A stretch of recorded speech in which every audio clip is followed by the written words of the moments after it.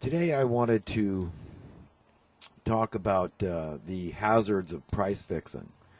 I think it's very important that everybody understand, though very few do, what can come about from tolerating price fixing, particularly when it comes to essential human need commodities.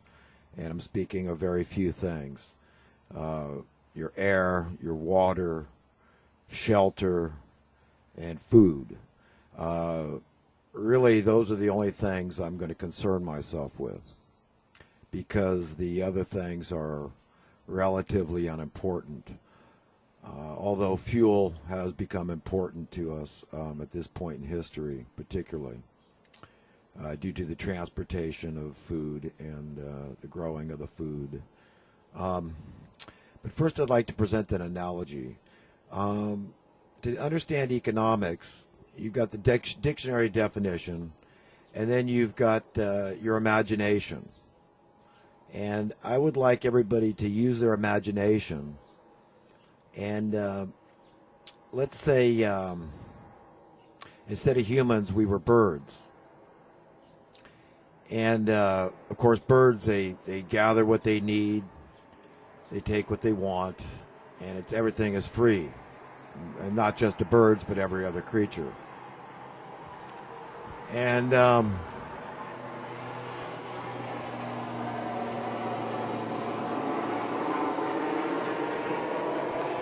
so you've got one small group of birds that colludes to subjugate the other birds, all the other birds. They have a great idea, a scam, a game, and they're going to present it to the other birds as a way to make things easier for them, to facilitate trading of seed, let's say, because the birds like seeds. Maybe some birds gather worms, and some birds gather a certain type of seed, and another gathers another type of seed, grain or whatever, fruit.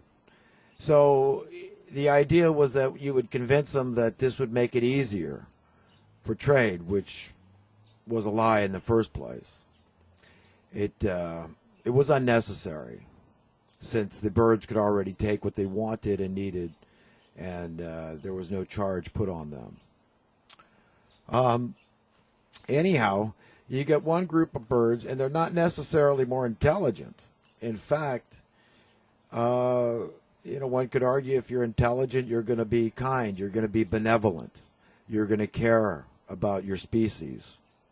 You're going to love them because you see your interest entwined inseparably from your fellow species. So you're going to care what happens to them. So anyhow, you got this one group that, because they're more cunning, more diabolical, more sinister, meaner, more willing to do things to their species that they wouldn't like done to them. They don't want to be subjugated. But they've done it anyhow, and they have come up with money. So they come up with this little trinket that they found, and then they start passing it off as valuable. And pretty soon they force you to accept the game. You don't have any choice. Once you open that door, Pandora's box, let's say, the game is over basically, because then they pay other birds that just want to sit around do nothing to be enforcers for the game, and so they force everybody to accept this, whether they like it or not, and it's backed by violence. If you don't conform, if you don't go along with this game they invented for their own gain, then you can be confined or even killed, beat up, whatever. So that's the way the game goes. And what I wanted to present to you today was this understanding that if you've got manipulation in a free market system, and price fixing is a form of manipulation, it threatens the entire populace. Okay, back to the bird analogy. Let's say a fewer and fewer number of birds, because they use their intelligence that God gave them to figure out a way to make collecting seed easier, so they would have an excess they could share with their masters and keep for themselves. So everybody was rich, and it was no big deal because they progressed. It was the natural progression to use your imagination and come up with ways to make production easier. So the inventory kept increasing of seeds and worms and bugs and fruits and whatnot, and ways to store it and give as much as the masters wanted to them to satisfy their lust for abundance. So everybody could be happy under that scenario, even though you were being subjugated by these people that just want to sit on their butts. You didn't mind because you still had plenty, and you had plenty of security, and everything was good. It could work. It was supply and demand, and you figured out a way to be very productive and to increase your supply greatly. So you should be rewarded, but you're not. And that's the way it is with humans. If you took an inventory of this earth 200 years ago, you counted all the infrastructure and the buildings and the sewer systems and water systems, electrical systems and train tracks, on and on and on, ships. And you total that figure, and if you did that today, you'd see a dramatic increase of overall wealth on the planet.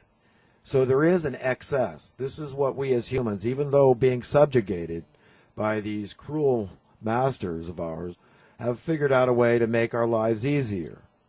We could produce much easier and supply in abundance much easier than we could 200 years ago. That's progress. That's using our God-given imagination to find ways that are easier to produce what we need. So you'd think we should be rewarded. I do.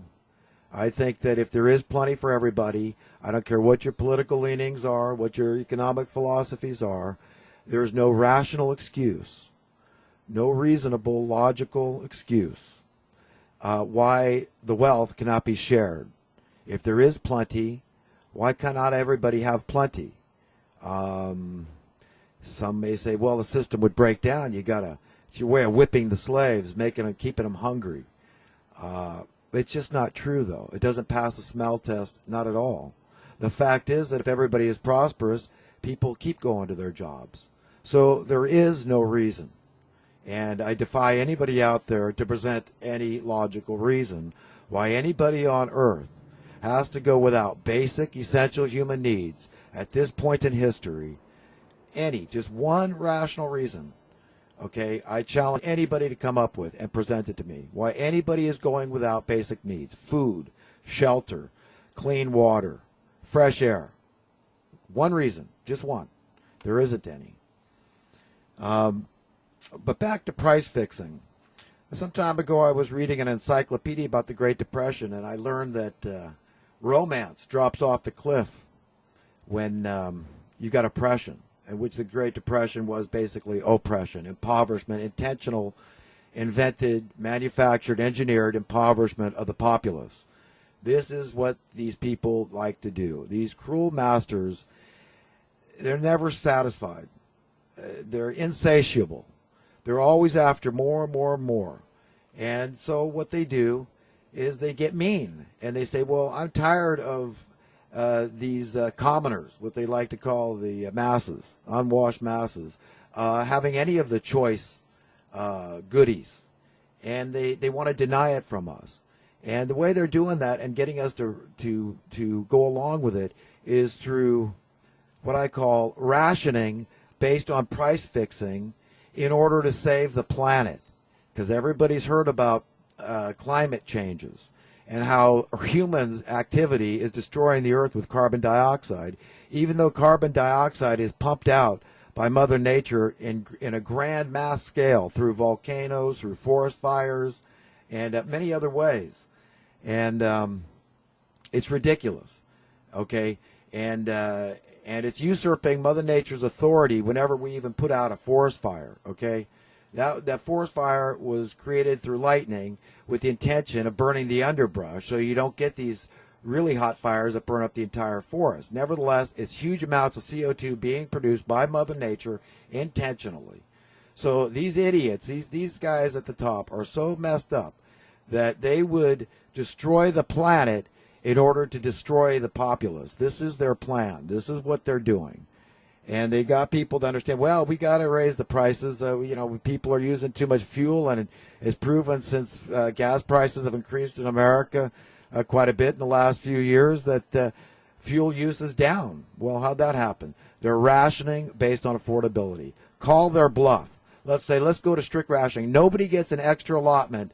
Nobody gets any more than anybody else. When we're talking about essential human needs, we make sure everybody has enough food, enough clean water, enough shelter. Do you understand? Okay, don't worry about being answerable to me or humanity. Worry about being answerable to the one that owns your body and your soul, your spirit, and your mind, okay? Worry about that. That's the one to fear, to revere. And anyhow, so understand this, that price fixing is a way of rationing through affordability or inaffordability, okay? And it's appalling, it's disgusting, it's despicable, it's horrendous, and it's murderous is really what it comes down to. It kills people, and it needs to be stopped, okay? This is how it works. They've got us, a fella, if he can't take care of himself economically, financially, if he can't even keep a roof over his own head comfortably and put food on his table, how much in the mood do you think he is to find some mate, to start courting some woman? When everybody knows the guy's got to have a few bucks in order to pick up on a lady. I mean, it's axiomatic, okay? It's self-evident, all right? So this is the way it works. And you have to understand here that traditionally these masters, these cruel overlords, they need consumers to play their game. It's their slaves, but they're also buying stuff, and it's a way of keeping the fish on the hook. And that's what they do they get us convinced that we absolutely cannot live without money. As a result, most people are hopelessly addicted to money. And myself included in that to a degree, because I still use the stuff. I still value it. I know I need it to pay my bills. I mean, I'm stuck in the game. I've been forced pretty much to play the game. So anyhow, to wrap this up, now they can get rid of half the people. With price fixing, you can get rid of half your consumers, half your customers, half your slaves, half your worker bees, and double your prices, okay, and not lose a penny. So you maintain full control over the remaining subjugants, okay, and you don't lose one penny. So I want you to understand very clearly what the hazards of price fixing are and how we all just have to say no, hell no, okay? This is down to survival, and you all have a right to survive. Your life is just as important as anybody else's. Okay, nobody else's mother was any better than your mother. Remember that, to quote Gerald Celente. All right, y'all. So have a good one, and we'll talk again soon, hopefully.